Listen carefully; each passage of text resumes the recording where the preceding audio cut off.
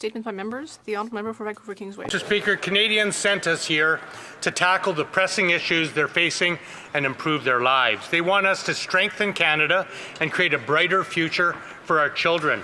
New Democrats are inspired by Jack Layton, who urged us to make Parliament work and deliver results for people. That's because we believe Canadians deserve a future where everyone can thrive, not just the privileged few. So we're ready to roll up our sleeves and work to make that vision a reality. It's clear that millions of Canadians are struggling right now.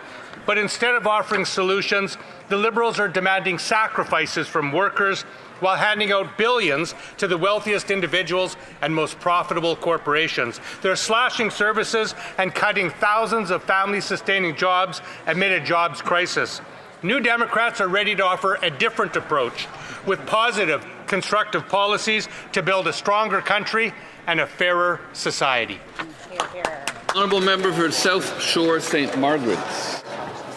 Thank you very much, Mr. Speaker. I rise today to recognize an incredible bravery act of a young woman constituent, Miss Elena Shea of Lunenburg County. On August 22nd, a Hurricane Erin passed by Nova Scotia. Elena and her mother were visiting Hurdles Beach to watch the waves. What began as a calm afternoon quickly turned into sudden surges, sweeping a woman off her feet and pulling her into deep, powerful waters. And without hesitation, she leapt from her chair, ran into the wave, and lifted that woman to her feet, guiding her safety back to shore against the force of the current. Thanks to this quick-thinking courage and selflessness, a life was saved that day. Amazing. Elena's mother, Jane Vino Taker, later reached out to the office in request of a certificate of life.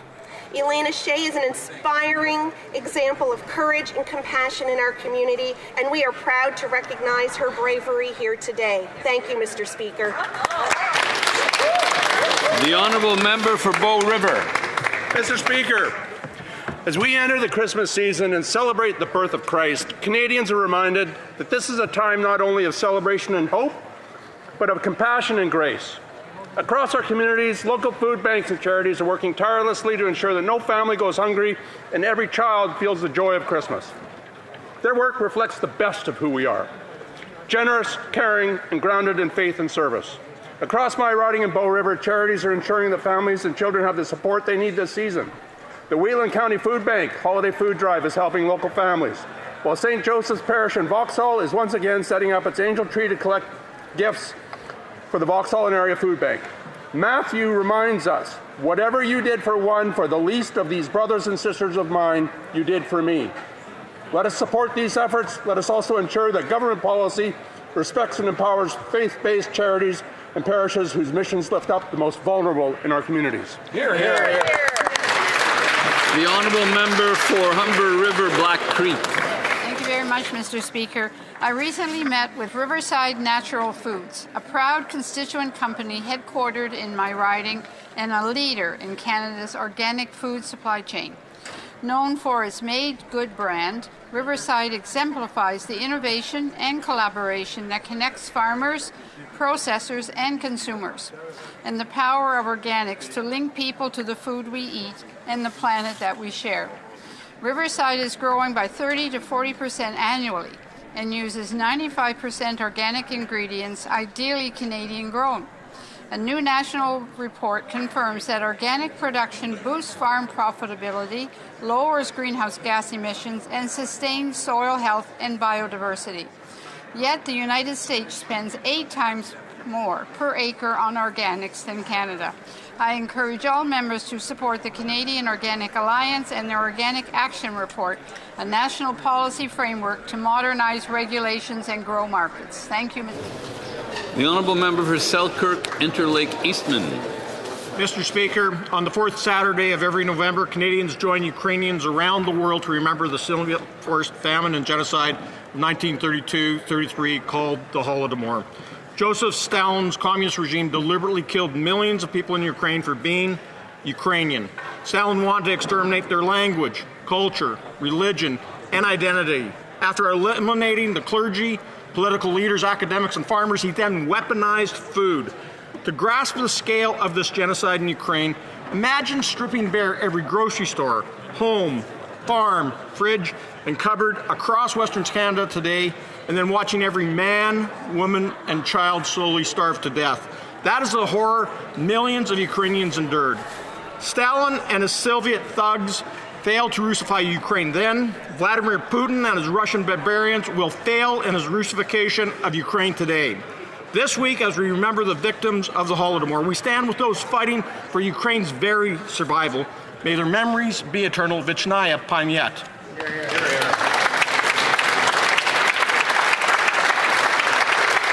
L'honorable député d'Alfred Pellan. The Honourable Member for Alfred Pellan.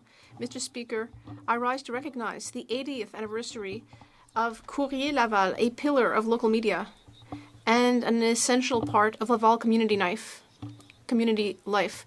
For 8 decades, this newspaper has embodied rigor, local journalism, and commitment to the community that it informs. From the first pages written by founder José Limoges to the most recent edition led by Martin Olivier and Patrick Marsan, Courrier Laval has changed with the times while remaining faithful to its mission, which is to reflect the reality of Laval, cast light on its successes, challenges, and the people that shape its identity.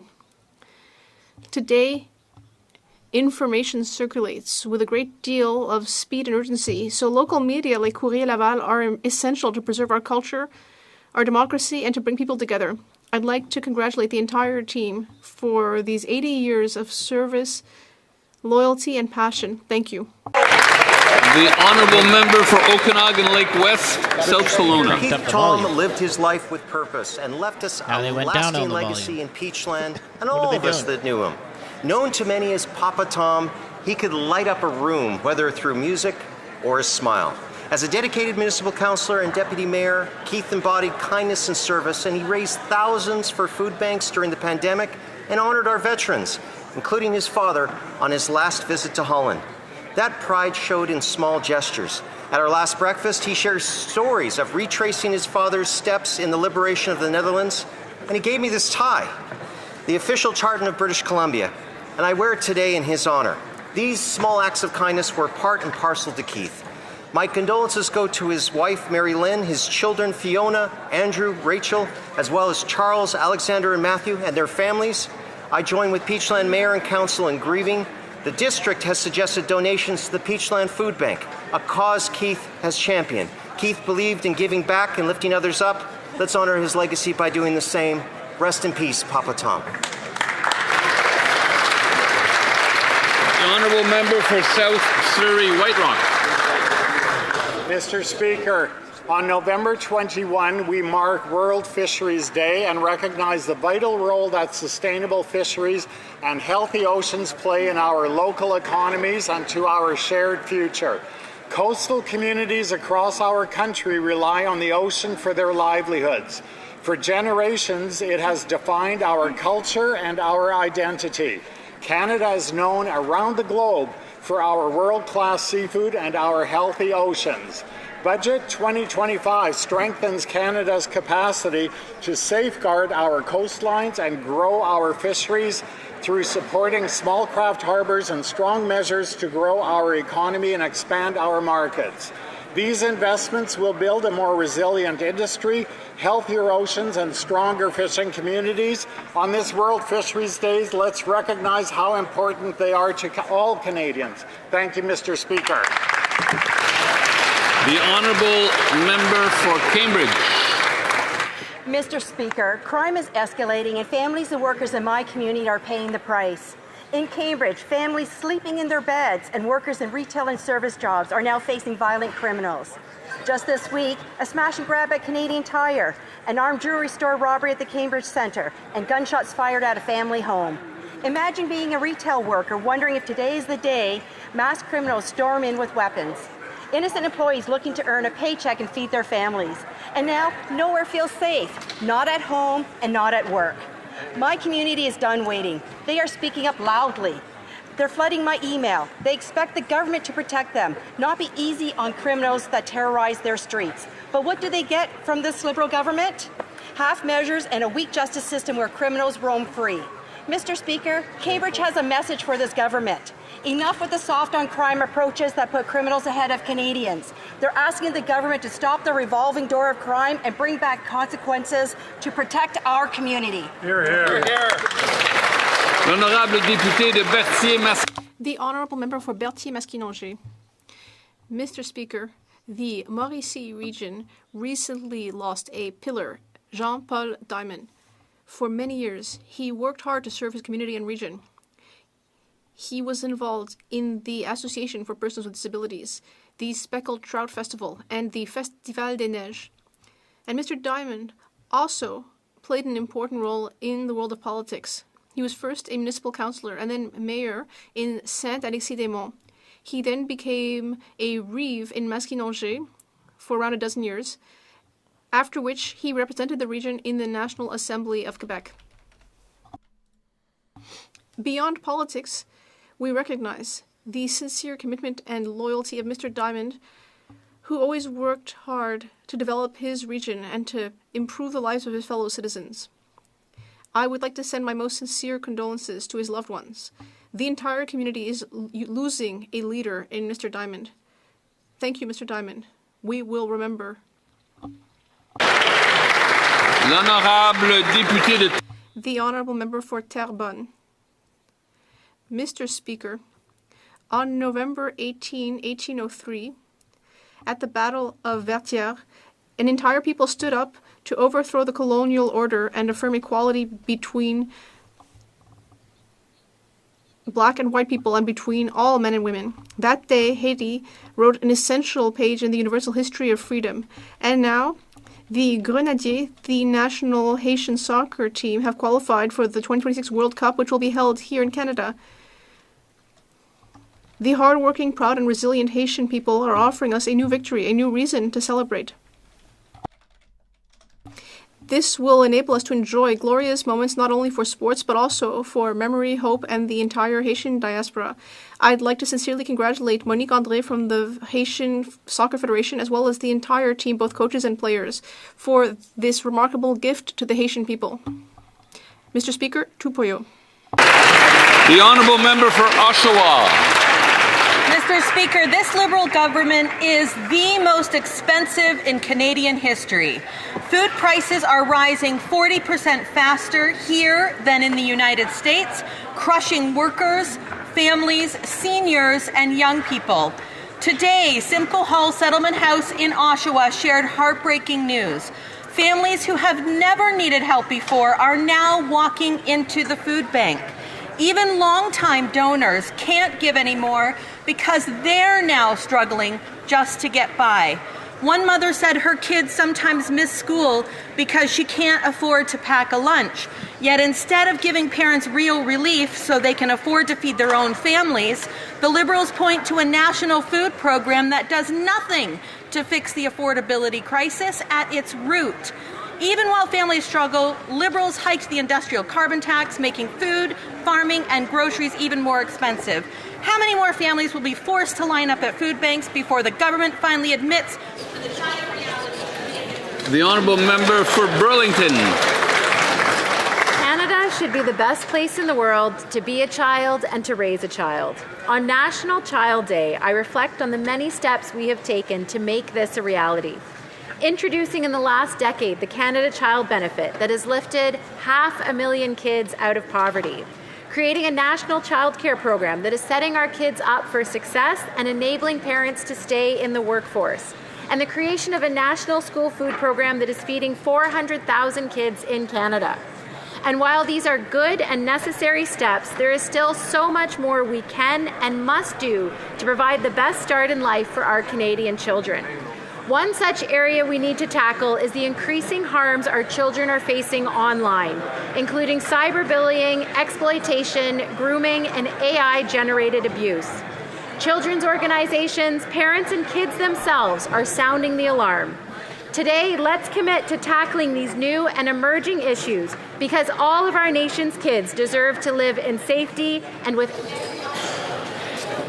The Honourable Member for Middlesex, London. Liberal governments, Canadians cannot afford another Prime Minister who cashes in while they line up at the food banks. As Brookfield chair, the Prime Minister helped funnel $6.5 billion through Bermuda and Cayman tax havens, dodging Canadian taxes for his personal benefit. That is not public service. It is self-service. Every dollar hidden offshore is a dollar not building homes, funding healthcare, or supporting veterans and seniors who did everything right and are now falling behind. Canadians see the pattern. He doubled Trudeau's deficits, cooked up the second most expensive budget in history, fudged the numbers to hide how bad it was, and now we learn that he helped the biggest tax dodger in Canada shelter billions. While the Prime Minister and his Bay Street buddies hide the money at the Bermuda bike shop, he tells young Canadians to tighten their belts. This is unacceptable. Conservatives demand an end to this insider game. We will close the loopholes and put Canadians first by cutting taxes for real growth and hope. The honourable member for Cardigan. Mr. Speaker, in eastern Prince Edward Island, fishing isn't just an industry, it's a way of life on PEI, and it's part of our identity. More than 1,200 licensed harvesters contribute over $300 million annually to the island economy, with lobster alone accounting for nearly 70% of our landed value. Over the past several months, I've had the opportunity to meet with fishers and the industry stakeholders in the region. These conversations focus on what matters most to our fishing communities: fair prices, deterrence of illegal fishing activity, sustainable stock management, safe working conditions, and ensuring the next generation can continue this proud tradition in Atlantic Canada. As we lead up to World Fisheries Day on November 21st, let us reaffirm our gratitude to the harvesters, the plant workers, the buyers, families, and coastal communities whose dedication sustains one of Canada's most vital industries. Their knowledge, their experience, and commitment to sustainable harvesting ensures that our coastal communities remain strong for generations to come. The honourable member for Oxford. This Prime Minister spends more time in the air than he does here in Canada, jet-setting with global elites. In just 8 months, he has taken 28 trips, racking up over 153,000 kilometers, enough to nearly circle the globe 4 times. But what does he have to show for this, for these aeroplan miles? Absolutely nothing. No trade deals and no results. And every time he wheels up, it's Canadians who get higher costs and higher tariffs. When he met the Americans, U.S. tariffs doubled. India slapped tariffs on our peas, and China is hammering our farmers on canola. And auto workers, they're losing their jobs, Mr. Speaker. And now the Prime Minister is on another trip. He's out in Dubai just a few days after Brookfield invested billions of dollars there, Mr. Speaker. Wow. What a coincidence, isn't it, Mr. Speaker? He's always there for his Brookfield friends, but he's never there for hard-working Canadians. He has plenty of takeoffs, but no takeaways for Canadians because he has a net zero record when it comes. The honourable member for London Centre. Today, November 20th, is Pancreatic Cancer Awareness Day. Every year, 7,000 Canadians are diagnosed with pancreatic cancer, and more than 6,000 succumb to this terrible disease. One was my aunt, Mr. Speaker, my late aunt, Eleni de la Porta, who passed away this past January at the young age of 58. She leaves behind 2 extraordinary sons, Nico and Panayi, her beloved husband, Arthio Petro, her soon-to-be daughters-in-law, Bernice and Coralia, Mr. Speaker. All of this brings to mind, Mr. Speaker, of course, the continued importance of research and awareness and making sure that early detection becomes possible. When we focus on those things, it does become possible, Mr. Speaker. Thank you very much to the House.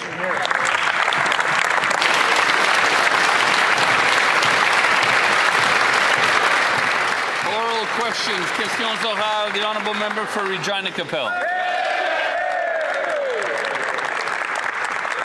The Prime Minister's deal with Canadians was elect him and he would get us a win on tariffs. Since then, he's taken over 20 trips, which might be worth it if he actually came home with better deals, but he's not. After meeting with the U.S., tariffs are even higher than before. After meeting with China, we now have new tariffs on grain and seafood. India put new tariffs on peas after their meeting. He claimed to have some kind of special ability that would result in new trade deals, but it turns out he's not that special. He's just another Liberal. Will the Prime Minister admit that he's trailing on fade, or is making things worse part of some genius strategy? The The Honourable Minister of International Trade. Speaker, today our government took another step forward in our commitment to double non-U.S. trade over the next decade and diversify our economy.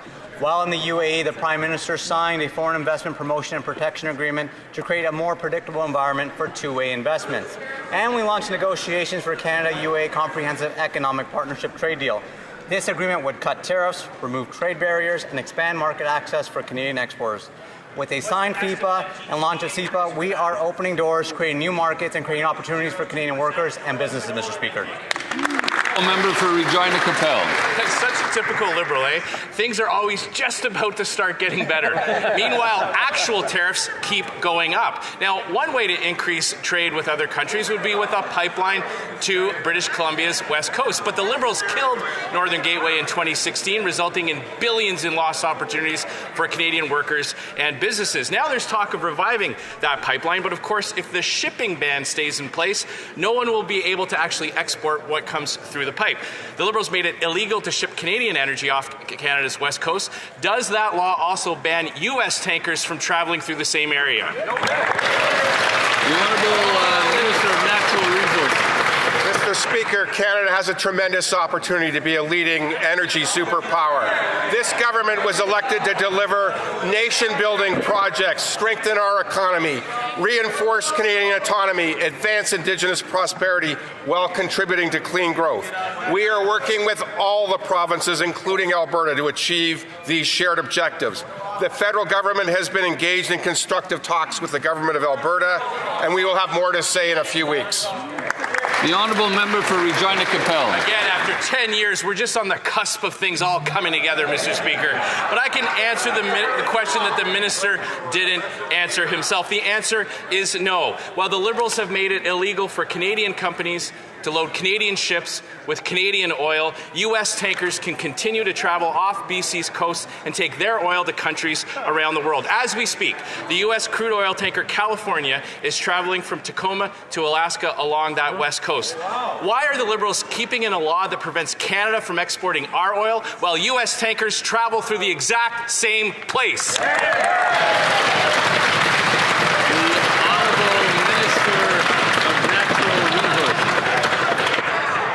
I know the honourable member across the aisle is not happy, but the Premier of Alberta has said she's quite supportive of what we're doing and is looking forward to finishing the conversations with the Prime Minister. L'honorable député de Charlebourg. The Honourable Member for Charlebourg, Haute-Saint-Charles.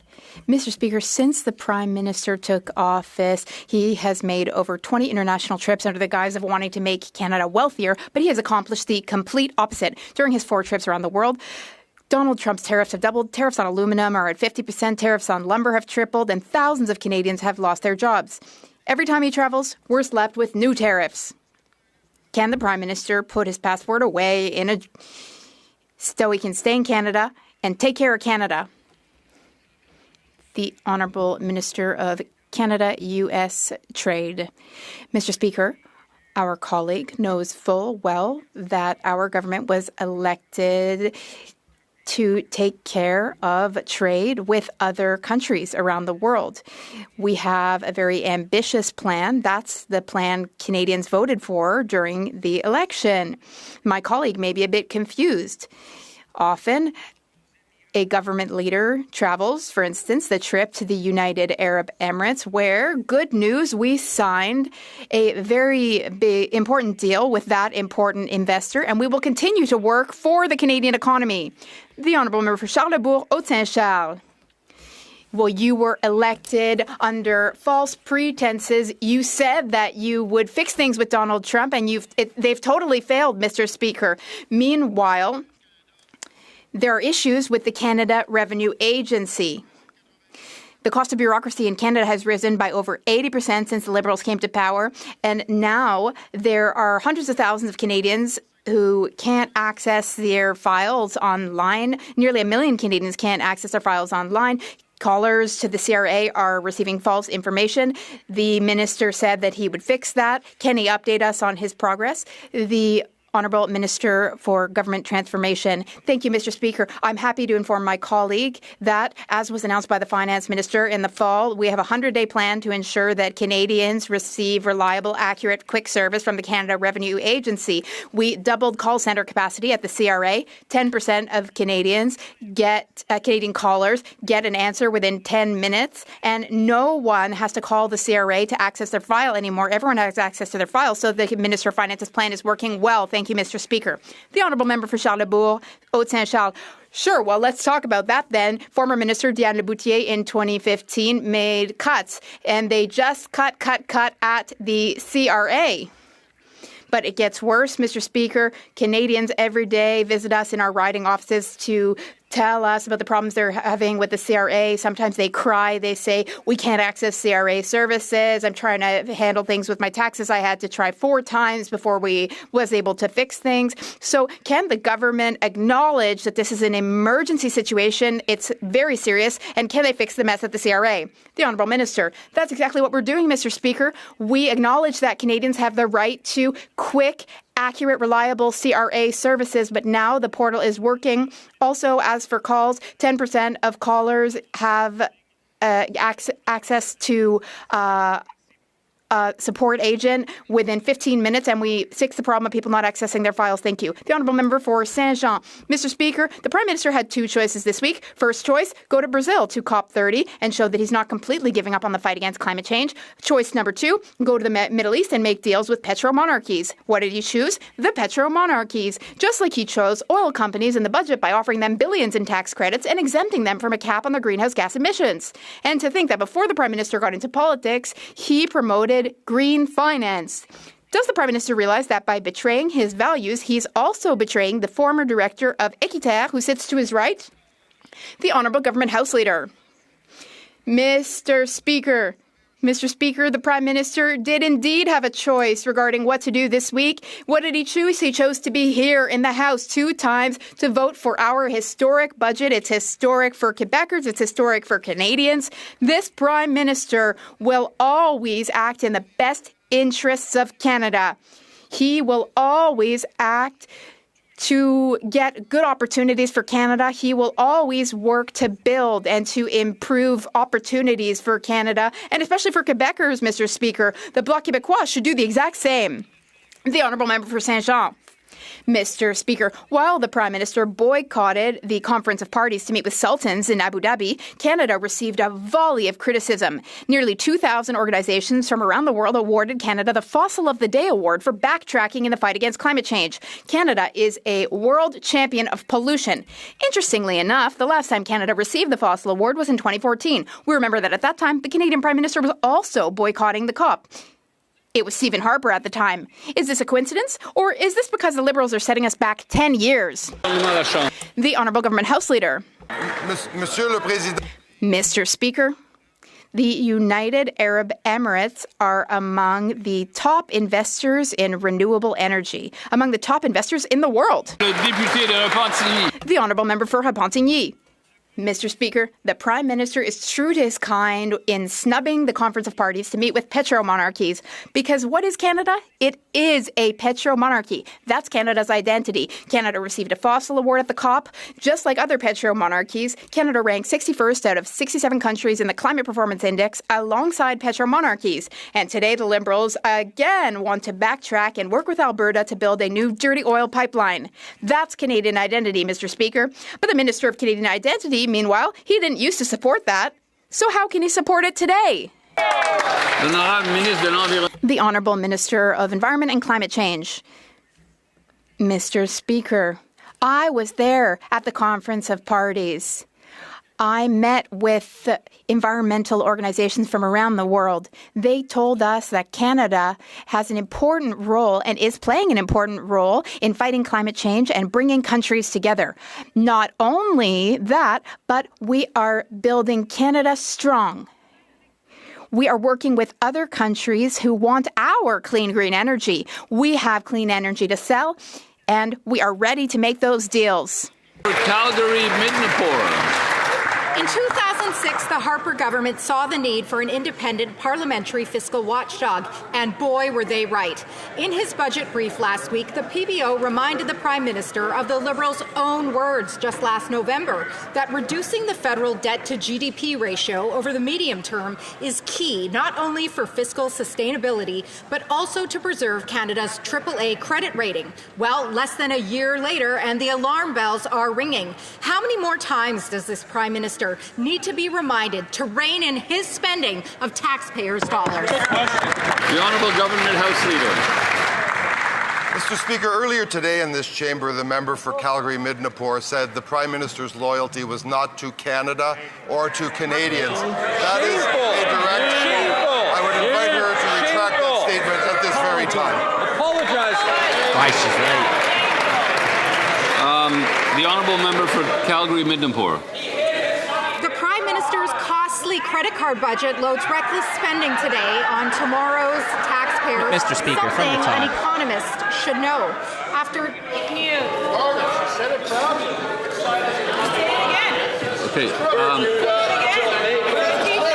Okay. The Honourable Member for Calgary-Midnapore may continue, please. Continue. This Prime Minister's loyalties are to Brookfield.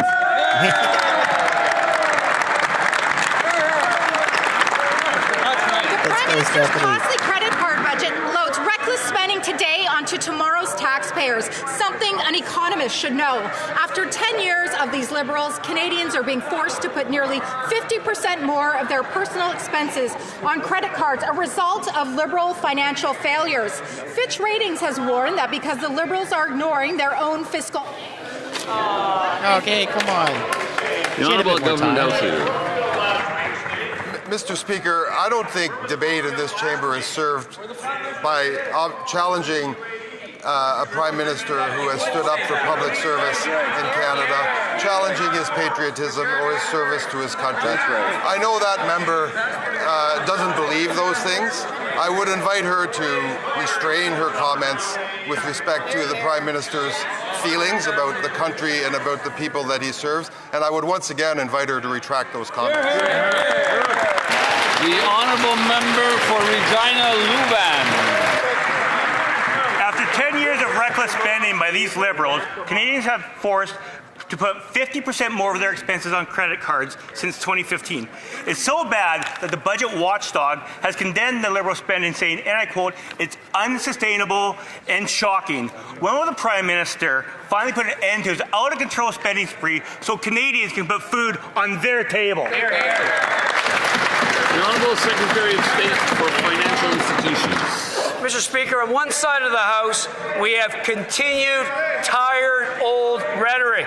The same questions that question a Prime Minister with world-class business and economic experience versus a leader from the Conservatives that has been in this House for 20 years, hasn't had a job outside of this House. On this side of the House, we're focused on building a strong economy. We're focused on making historic investments in infrastructure, defense, housing, transport. Mr. Speaker, on this side, we're serious about the economy. They continue with the same old, tired rhetoric. And you continue shopping at Baby Regina Luban. That minister should be tired of having a reckless record when it comes to CRA and fix the CRA before he fixes anything else. That's right. The agency that gives the government its credit score says that since the Liberal government frequently ignores their fiscal anchors, the federal finances run into a further risk of deteriorating. A simple question to the Prime Minister is, when will he take his job seriously and get Canada's finances back on track so that Canadians can afford a life? The Honourable Secretary of State. Mr. Speaker, on April 28th, Canadians had a choice to make between two visions for the country. One was a vision of slogans and divisiveness. On this side, our Prime Minister, with world-class business and economic experience, had a plan to build our country, to invest in our country, to build our country by Canadians, for Canadians. Mr. Speaker, on this side of the House, we are serious about building a stronger Canada, a Canada for everyone. That side is not. Thank you, Mr. Speaker. I mean, look at his shirt. The honourable Even the member buttons for on his shirt look like they're about to pop. Well, a prime minister who describes himself as a European is giving $500 million to the European Space Agency to create good jobs in Europe. And it gets worse because the Harwell Science and Innovation Campus, where the European Space Agency will be is located in the UK, is 50% owned by Brookfield.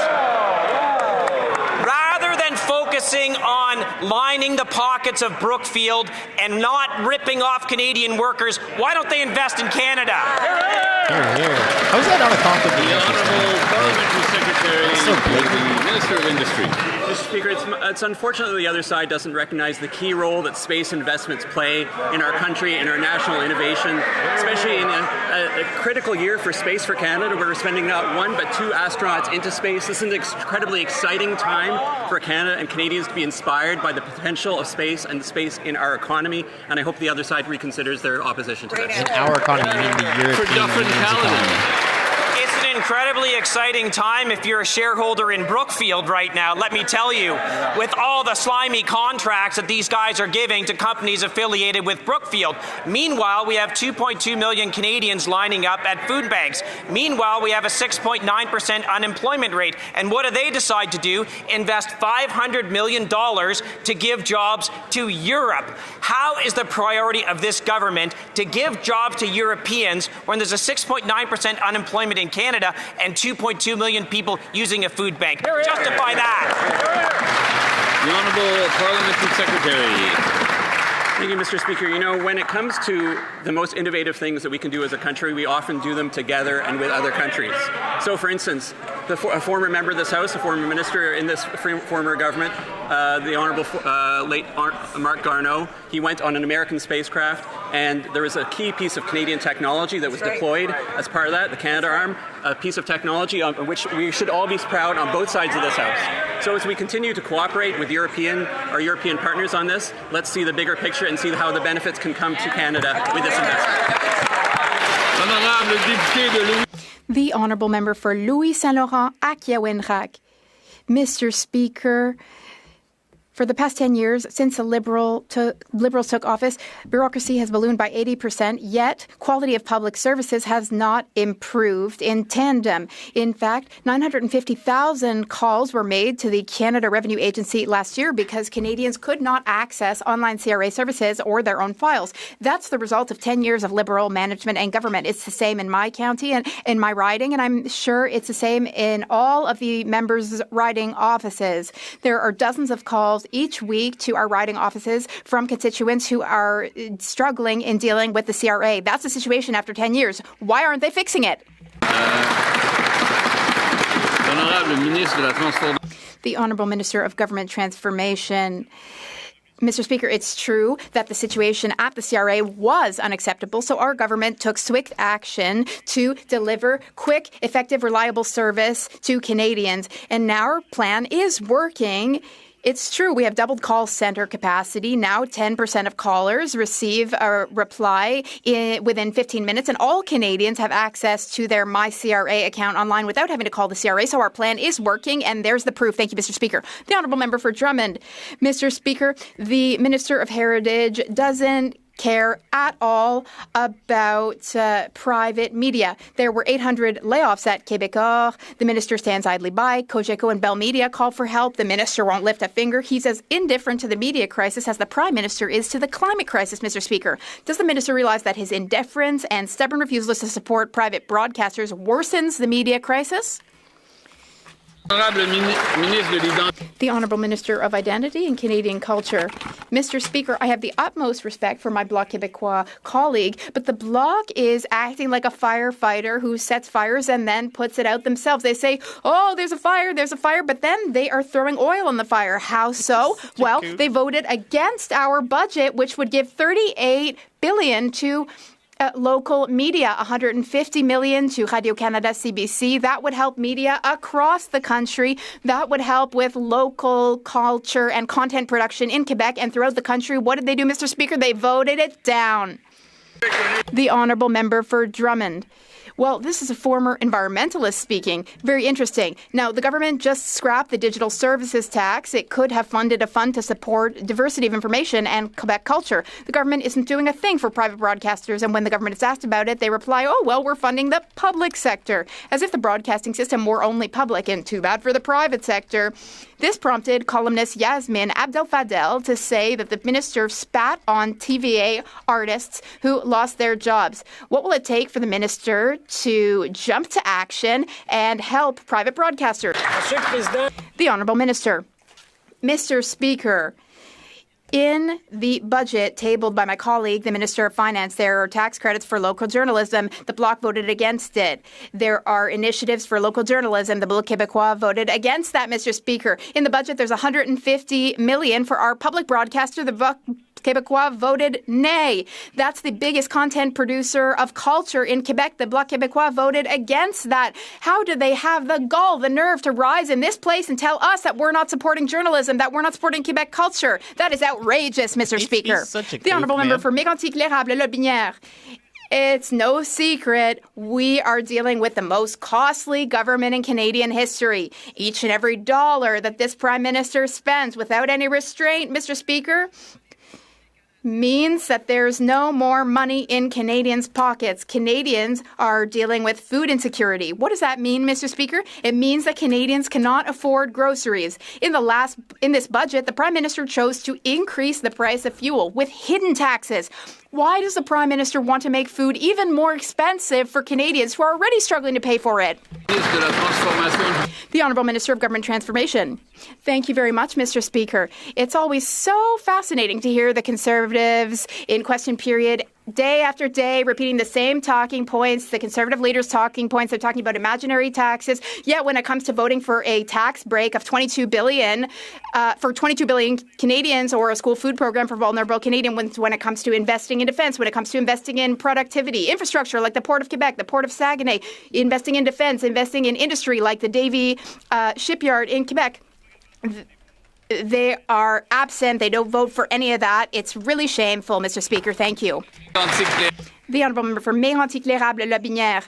Well, you heard it, Mr. Speaker. He just listed off the endless, limitless spending that the government has put in its budget. That's what Liberals are.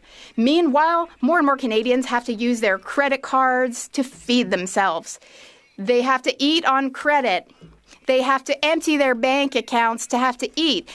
And for 80% of Canadians, the cost of food is the most costly item for their budget. The Prime Minister, meanwhile, just keeps spending and spending, hiking the price of food. Why are the Liberals determined to make Canadians poorer when 25% of Canadians are already too poor to feed themselves? The Honourable Minister. Mr. Speaker, it is unbelievable to hear the opposition talk about limitless spending. And in the same breath, they talk about the school food program that would have decreased child hunger by 40% in Canada. There are plenty of people who would have benefited from that in his riding. Another example, the Canada Dental Care Program, it would have helped thousands of people in his riding. It's shameful. It's outrageous. I invite him to change his mind. I know, though, that deep within himself, he's probably happy that his leader was hiding behind the budget, and he was hoping that the budget would pass because it's a great budget and he knows it. The Honourable Member for Montmorency-Charlevoix. Mr. Speaker, the Liberals just managed to make their budget squeak by this week. It is the highest deficit budget in Canadian history. They are recklessly spending future generations of Canadians' money. In fact, the main budget pressure for 80% of Canadians is food, and 25% of Canadian households are struggling to purchase food. They are experiencing food insecurity, Mr. Speaker. And to make things worse, the Parliamentary Budget Officer has stated that hidden Liberal taxes will increase prices at the pump by 17 cents a litre. Canadian families are struggling. Why did the Liberals just keep adding more hidden taxes which drive up the cost of food? The Honourable Secretary of State for Nature. Mr. Speaker, it's true that things are not always easy for Canadians. What's important, though, is we need to give Canadians back their purchasing power.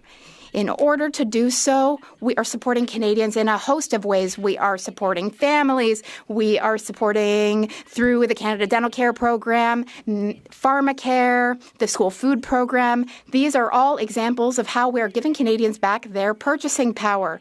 Not to mention all the other huge investments so that Canadians will have good, well-paying jobs. That's what it means to build Canada better and stronger and react to today's crisis. Speaker, this Liberal government is the most expensive in Canadian history. Every dollar the Prime Minister spends comes out of the pockets of Canadians and drives up the cost of everything, especially food. The St. Thomas Elgin Food Bank is seeing record demand. 4 out of 5 Canadians say food is their top expense pressure, and the Liberals are standing by their industrial carbon tax, which makes it more expensive to grow, ship, and sell food. Not only are they not scrapping it, they're increasing it. Why is the Prime Minister making life more expensive for Canadians when they can't even get by as it is? The Honourable Parliamentary Secretary. Well, Mr. Speaker, that's a bit rich coming from Poilievre's biographer, but let's talk. Wow, you're so intelligent. Oh my God, you're making yourself laugh. Wow. We're not supposed to do that. You're not supposed to mention MPs by their first name. The honourable member knows. The honourable member's an experienced politician who's been on the Hill for a long time. She may continue, however.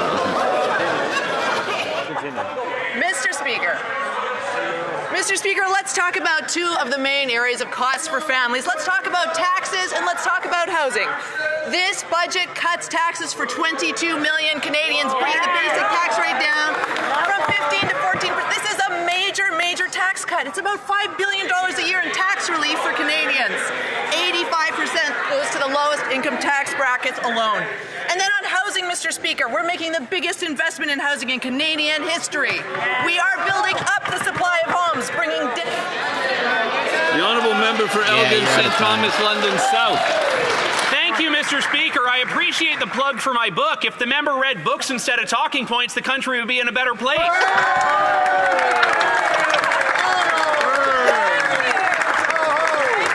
Food prices have risen almost 40% faster in Canada than the United States. Beef up 17%, chicken 6.2%, and now the Liberals are adding a fuel tax that will make gas 17 cents a litre more expensive. Driving in my riding in rural Canada is not a luxury, it is a necessity. A tax on gas is a tax on life. When will the Liberals get real and make life more... The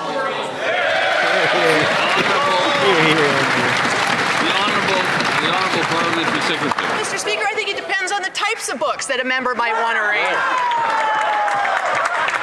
Let's talk about it. Let's talk about books. Mr. Speaker, this week in this House, the Canadian Association, the Canadian Alliance of Student Associations has been on the Hill representing students from across the land. Here is what Abdul Abbasi, the chair of CASA and a student from the University of Alberta, had to say about this budget. Students are pleased to see that the government has met CASA's call for tens of thousands of student jobs in growing economic sectors. This budget is for them. So if the member opposite wants to talk about how education builds... The Honourable Member for Brampton Centre. Mr. Speaker, all Canadians deserve to feel safe within their communities. We have critical legislation before this House that is getting stalled by conservative political antics.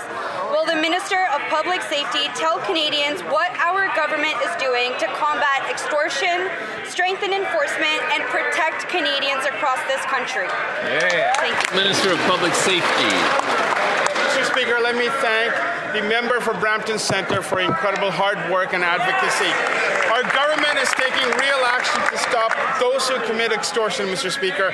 The Conservatives, however, have failed to support measures like lawful access that law enforcement across Canada have been asking us to implement.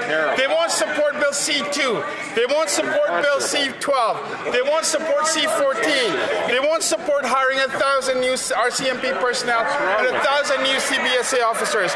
Canadians expect, Mr. Speaker, for their oppositions to work together with their government. Let's stop the rhetoric. The honourable member for Selkirk, Interlake Eastman. Mr. Speaker, these Liberals are running government like a traveling circus. Take the F-35 procurement, for example. Justin Trudeau said he'd never buy the F-35s. Then the Liberals ordered the F-35s later.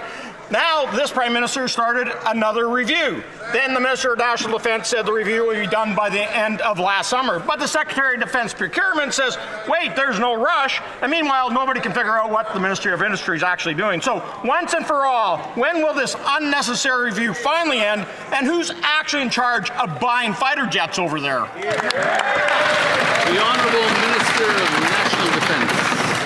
Mr. Speaker, as part of our generational investments in the Canadian Armed Forces, we are procuring a new fleet of fighter aircraft for the Royal Canadian Air Force. We review all procurement approaches responsibly to align with the best interests of Canadians and the needs of the CAF. We are committed to procuring what the Air Force needs while ensuring economic benefits for Canadians. Honourable member for Selkirk, Interlake Eastman. Well, Mr. Speaker, the Defence Minister has said that he would take the lead from the Canadian Armed Forces and experts. Well, military experts could not be more clear. Buy the F-35s. His Chief of Defence Staff said it. His Commander of the Air Force has said it. His Deputy Minister has said it. And now over a dozen retired Air Force generals have said it. By dragging on this unnecessary review, these Liberals are undermining our national security and our reputation with our allies. Yes. When will the Defence Minister finally listen to the experts and buy all 88 F-35s that our pilots need to defend Canada? The Honourable Minister. Pour répéter, Monsieur le Président, nous procédons. To repeat, Mr. Speaker, we will be purchasing new planes for the armed forces. We are carefully examining procurement so that it aligns with Canadian interests and the needs of the force. We will purchase what the Air Force needs whilst taking into account economic benefits for Canada. It's very simple, Mr. Speaker. Member for Calgary, Nose Hill. Yesterday, a shocking expose by Global News outlined how in 2016 the Liberals allowed a Syrian national named Omar al-Qassib, who is a financier of Hamas, to claim refugee status in Canada. On Tuesday, officials revealed that the Liberals have launched a one-touch program that allows refugee claimants to self-declare whether or not they are terrorists when entering Canada. How many Hamas operatives and other terrorists have the Liberals granted refugee status to in the last 10 years? The Honourable Parliamentary Secretary for the Minister of Citizenship and Immigration. Mr. Speaker, I would urge colleagues across the way to think twice about putting on the floor of the House of Commons unverified reports from anonymous sources, Mr. Speaker. Security is of paramount importance in this country. That is a sacrosanct principle upheld by successive Conservative and Liberal governments. We maintain that principle from start to finish. As for the comments about the program that was talked about at Immigration Committee, the member knows better. The Honourable Member for Calgary, Nose Hill. For those listening at home, that translates to, they don't know. Global News also reported that an astonishing 450 people with assorted roles in Hamas now have ties to Canada. Last week, the minister was unable to say how many non-citizen criminals and terrorists the Liberals have granted to in an official request. And now Global News is revealing that this terrorist financier has already passed the citizenship test and is awaiting a final decision. How many other terrorists are the Liberals in the process of granting citizenship to? The Honourable Parliamentary Secretary. Continue to cite anonymous sources on the floor of the House of Commons, Mr. Speaker. The reality is, Mr. Speaker, the reality is that security remains always a fundamental responsibility that we take seriously. When security agencies become aware of potential threats to this country, they act accordingly, and we trust them to do that. As for the point that was raised before, relating to what was discussed this week at Immigration Committee, I say the member knows better because she knows very well that our security system is not upheld by an app, that checks, criminality checks, national security checks, all of these checks are carried out before anyone is allowed in this country, Mr. Speaker. The Honourable Member for Wellington, Halton Hill North. Mr. Speaker, the Prime Minister has said that the biggest threat to the security of Canada is Beijing's foreign interference. Parliament passed a law to create a registry to combat this interference a year and a half ago. The government said it would be up and running by year end. The government must consult with opposition leaders and introduce a motion to appoint a commissioner. There's only 3 weeks left before Christmas adjournment. When will the government consult opposition leaders and introduce a motion to appoint a commissioner? The Honourable Minister of Public Safety. Thank you, Mr. Speaker, and I'd like to thank my colleague for the very important question. I just want to assure him, as well as this House, that we'll be moving forward in short order to bring forward the name to the opposition and to have a motion before the House. The Honourable Member for Wellington, Halton Hills North.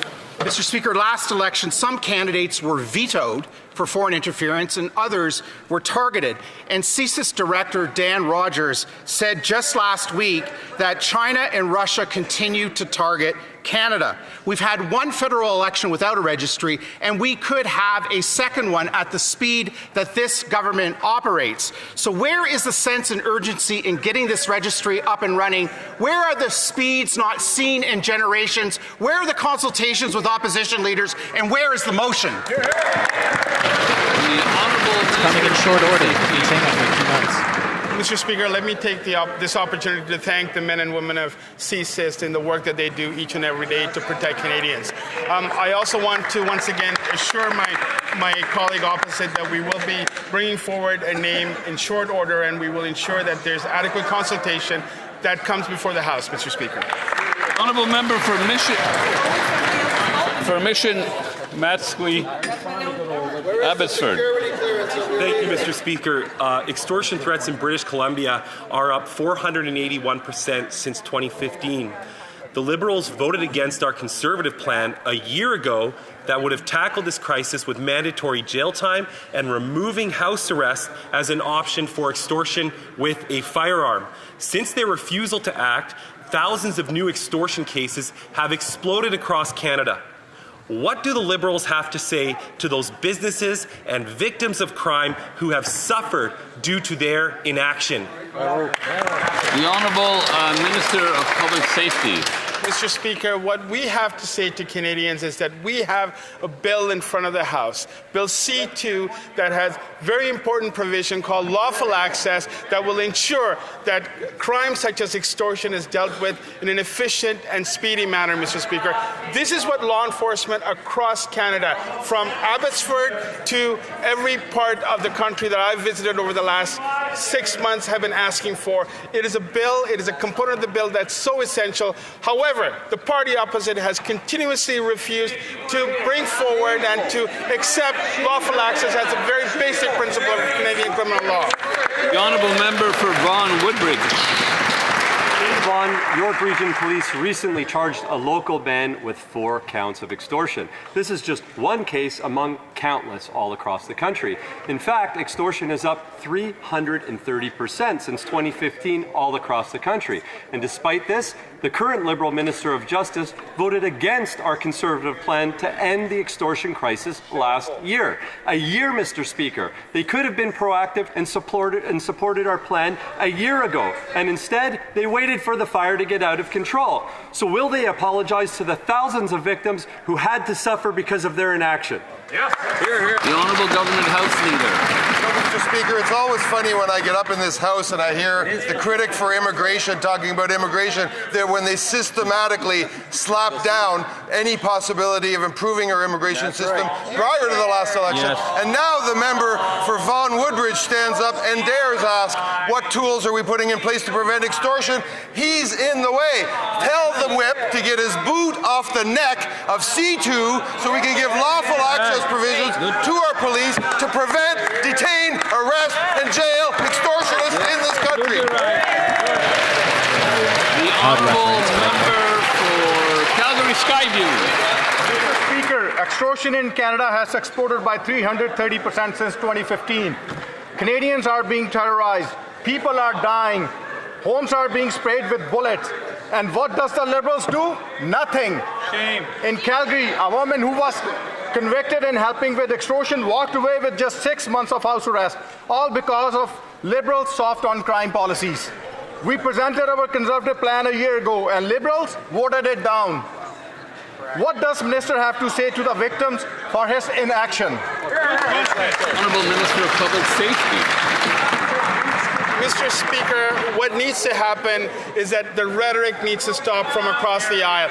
What we need to do, Mr. Speaker, is right in front of the House. We have Bill C-2, Mr. Speaker, that has lawful access as a very important principle of criminal law. We have Bill C-12, the Strong Borders Act. We have C-14 that speaks to the need for bail reform as well as sentencing, Mr. Speaker. These are smart criminal justice reforms that's meant to keep Canadians safe, including those who are experiencing extortion, Mr. Speaker. It's time to get serious and for the Conservative Party to come forward and pass this legislation.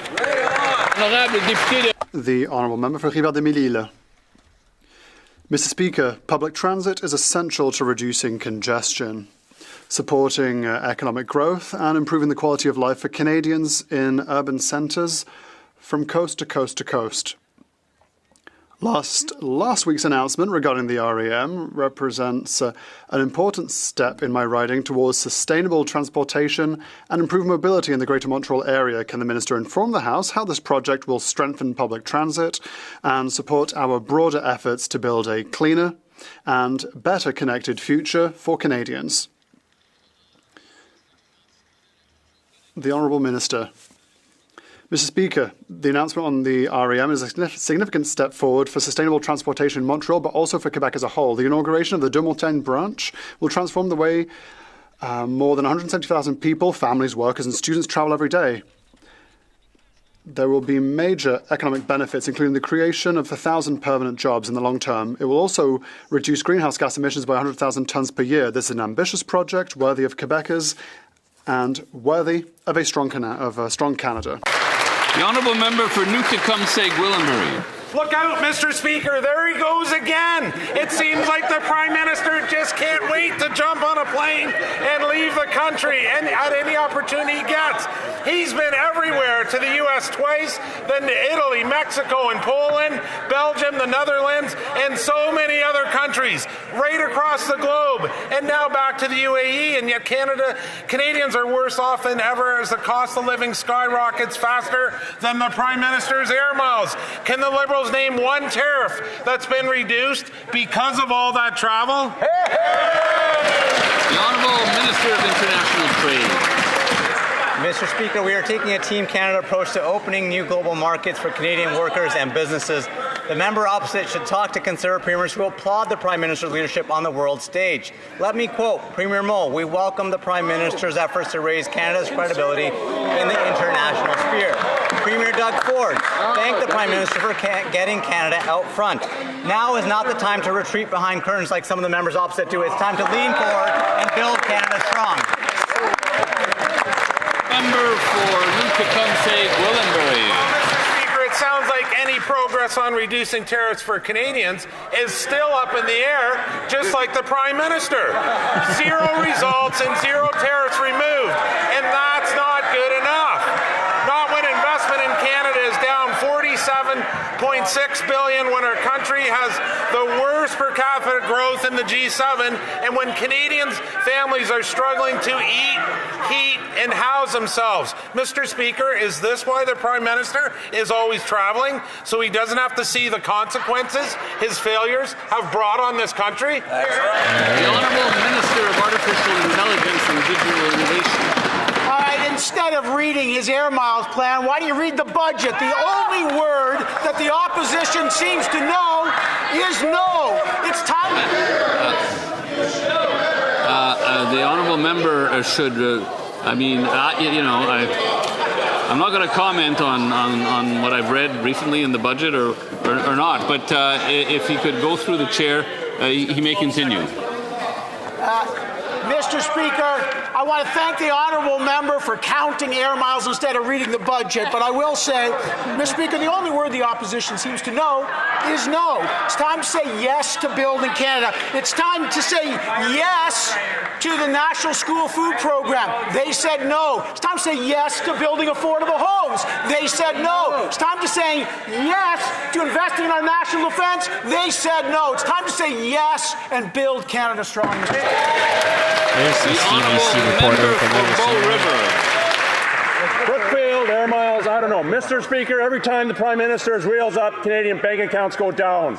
The Prime Minister has taken 28 trips traveling far enough to circle the Earth almost 4 times. And what do Canadians have to show for it? No new trade deals, no concrete wins, just photo ops, fancy meetings, hollow letters of intent that never turn real results. He met with China, higher tariffs on canola. They visited India, tariffs on yellow peas. Meetings in Washington, higher tariffs on softwood. Meetings in the UK, crickets for beef and pork. So I ask, is he even trying to get tariffs removed or just rack up more air miles?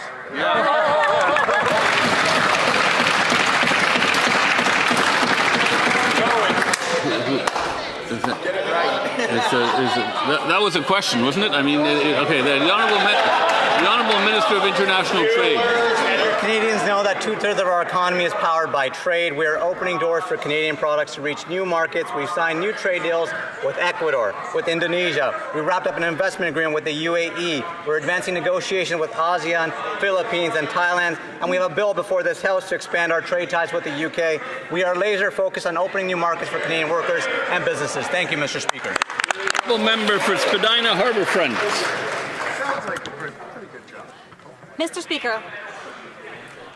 Speaker, last weekend was a defining moment for sport in Canada as the Northern Super League, our country's first professional women's soccer league, held its inaugural championship final at BMO Field in my riding of Spadina Harbourfront. Can the Secretary of Sport share with Canadians how our government is investing in women's sport, including the recent $5.4 million commitment to the Northern Super League to boost local economies and bring communities together? The Honourable Secretary of State for Sport. Thanks, Mr. Speaker. I'd like to thank my friend and colleague from Spadina Harbourfront, somebody who knows a thing or two about the fight for gender equity in sport and beyond, Mr. Speaker. We are seeing remarkable progress and momentum in women's professional sport across this country, and a smart, sustainable business model has built the Northern Super League, and it's redefining what's possible in Canada with professional women's sport. That's why 5 of Canada's regional economic development agencies have come together to back the Northern Super League with a strategic federal support of up to $5.45 million. We are helping to strengthen the league's foundation and create new opportunities for fans, communities, and nations and athletes nationwide, Mr. Speaker. I want to congratulate the Vancouver Rise on winning the Diana B. Matheson Trophy and congratulate the Northern Super League on the Honourable Member for Niagara South. Mr. Speaker, the Prime Minister has circled the globe 4 times, meeting with world leaders for photo ops, meaningless letters of intent, and 0 investments. He's returned with nothing, and after 28 trips, Canadians are fed up. After meeting with China, China imposed more tariffs. After meeting with India, India imposed more tariffs. When he went to the UK, crickets. He went to Washington, and Trump imposed more tariffs. Why is it whenever the Prime Minister hops on a plane for another photo op, Canadian families get stuck with higher tariffs? Honourable Government House Leader. Mr. Speaker, I want to end this question period, at least the Conservative question. We started this question period talking about a very unfortunate quote from the member from Calgary, Midnapore. I want to draw your attention, Mr. Speaker, to a quote from the member for Algonquin, Renfrew, Pembroke, that I don't think really elevates the late nature of debate in this House. She said, in referring to the budget, they would rather die than suffer the way this Liberal government had been making them suffer. I would invite that member to retract her comment. I don't think these excesses of language and quite obviously patently false entries into debate serve anyone.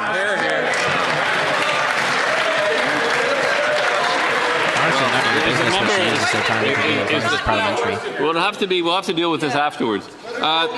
Weekly statements. Make him answer the question. The Honourable Member for Rosemont-la-Petite-Patrie. While the Prime Minister is visiting the United Arab Emirates this week, horrific massacres continue to be perpetrated in Sudan. The rapid support forces supplied by weapons by the UAE have killed thousands of civilians, and Canadian weapons are reportedly being used in these atrocities. Canada exports millions of dollars worth of arms to the UAE.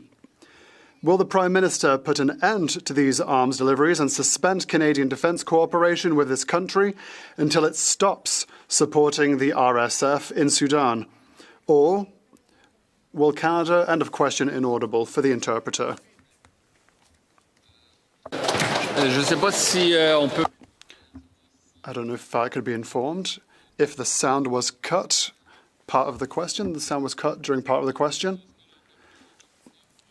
Can the member start again? Halfway through, there was a cut in the sound. Whilst the Prime Minister is visiting the United Arab Emirates this week, horrific massacres continue to be perpetrated in Sudan. The rapid support forces, supplied with weapons by the UAE, have killed thousands of civilians. And Canadian weapons are reportedly being used in these atrocities. Canada exports millions of dollars worth of arms to the UAE. Will the Prime Minister put an end to these arms deliveries and suspend Canadian defence cooperation with this country until it stops supporting the RSF in Sudan? Or will Canada continue to be complicit in yet another horrific war?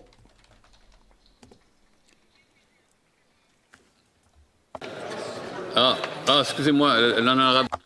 Honourable Parliamentary Secretary to the Minister for Foreign Affairs. Thank you. Canada condemns the atrocities happening in Sudan. They have to stop.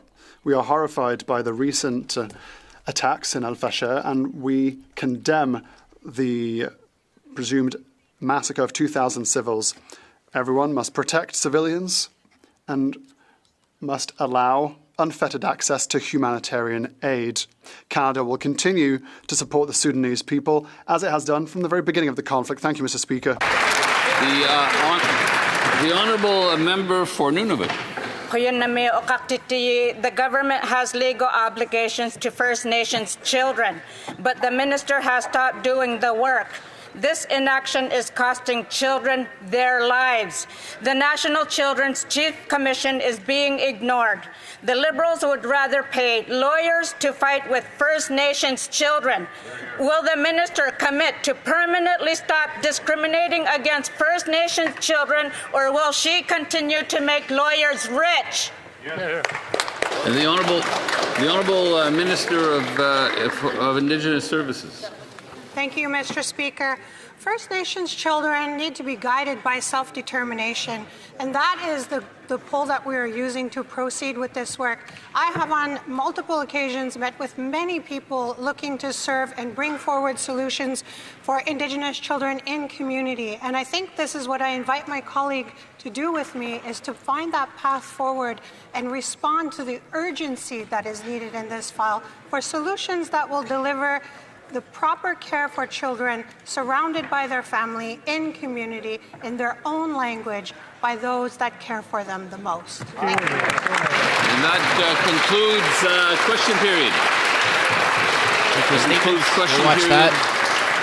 I would just like to... okay, no points of order? Yes, the Honourable Member for... what's the writing? Algonquin, Renfrew... I'd like to respond to that point of order. And I was relaying what my constituent had said to me when they first announced that MAID was looking at allowing for people suffering from mental illness to apply for MAID. And what she told me is that she told her doctor as soon as it's available, she wanted to be euthanized because she couldn't take bearing not being able to eat, pay the rent, or pay the heat. Understood. Okay. J'aimerais tout simplement aviser. I would like to. Yes, the honourable Parliamentary Secretary to the House Leader. Mr. Speaker, I do have the actual quote that I think it's really important, because the member does owe an apology not to the House of Commons but to Canadians, Mr. Speaker. And I would quote the member in terms of what it is that she said. There are older people in my riding who just cannot pay the rent or the electricity bill. This is debate. Yeah, it's debate. I'm sorry. We're getting into we're slipping into debate. Okay, so we're just going to wait for the weekly statement here. We just want to hear what the projected orders are for next week, and then we're going to tune into committee in 15 minutes. To attempt to clarify, but I consider this case closed, really, to be honest. Just to let members know that the volume on the earpieces has been turned back down, and I believe we'll be soon going to the Thursday question by the opposition House Leader, and I think it's quite enough now that we can proceed. I don't know if who is going to answer the question. Pardon? Okay, sorry. Okay, so the Thursday question, please. That's right, Mr. Speaker. It's time for everyone's favorite part of the parliamentary cycle, the Thursday question. And I was wondering if the government could inform the House as to the business that will be concluded for the rest of this week and into next week. And I do have a couple of quick questions about the agenda. There's been a lot of talk about a proposed pipeline through British Columbia to the West Coast. Of course, that would be useless if the Liberal shipping ban stays in place. Lifting that ban will require legislation. So does the government intend on bringing in legislation to end that double standard law that prevents Canadian ships from transporting Canadian energy but allows U.S. tankers to travel through the same area? And specifically, the opposition has now been asking for weeks for an emergency take-note debate on the trade impacts of this government's failures to get tariffs lifted, specifically on softwood lumber. We have proposed holding a take-note debate next week. I wonder if the government will accept that request, listen to the thousands of Canadian workers who have lost their jobs because of the devastation that has affected the softwood lumber industry, and grant that emergency take-note debate for sometime next week. Thank you, Mr. Speaker. Deputy House Leader. Speaker, it is my pleasure to rise and to answer the Thursday question on behalf of the government House Leader as the Deputy House Leader. Of course, there's been a lot of discussions this week, but most importantly, what I've heard from Canadians is that they really want to talk about the budget that we put forward. Is how much you expensed for by 4 days? Many members of this House, Mr. Speaker. Lots of Canadians want to talk about the jobs that will be created through this budget, the affordability measures that are in this budget, Mr. Speaker, to help Canadians move forward. This afternoon, we'll continue the debate on second reading of the Bill C-15, an act to implement certain provisions of the budget. We will resume debate on this bill tomorrow, as well as next Monday and Tuesday. On Wednesday and Thursday of next week, we will call second reading of debate of Bill C-13, an act to implement the protocol on accession of the United Kingdom of Great Britain and Northern Ireland and comprehensive progressive agreement for Trans-Pacific Partnership. I would also like to inform the House that there will be a ministerial statement on Tuesday, November the 25th, which is the first day of the 16 days of activism against gender-based violence. Finalement, Monsieur le Président, j'aimerais And finally, Mr. Speaker, I would like to ask for unanimous consent for the following motion: that pursuant to the Building Canada Act, paragraph 62 on emergency measures, the special committee of the House and Senate that a committee be constituted of the House and Senate. No, you don't have unanimous consent. There's no consent, unfortunately. So that brings us to orders of the day, I believe. Okay. We are going to take a 11-minute break until committee, and then it's going to be a great committee, guys. We've got the PMO office in there. PMO has office in it. You get what I mean. We've got the Prime Minister's office in there. It's going to be a big deal. We've got the topic of usual debate in the Ethics Committee, which is conflict of interest.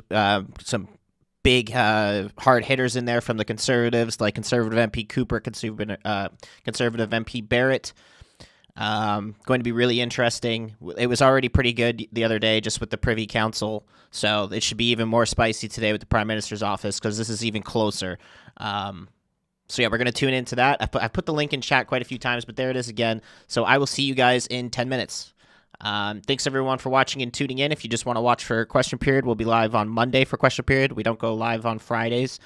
Cindy Wilson, thank you so much for the super chat. Gordon, thank you so much for the 10 bomb for gifting 10 memberships. Really appreciate you. And Brad Martin, thank you for joining the club. And I'll see you guys all in just under 10 minutes. Cheers, guys. See you soon.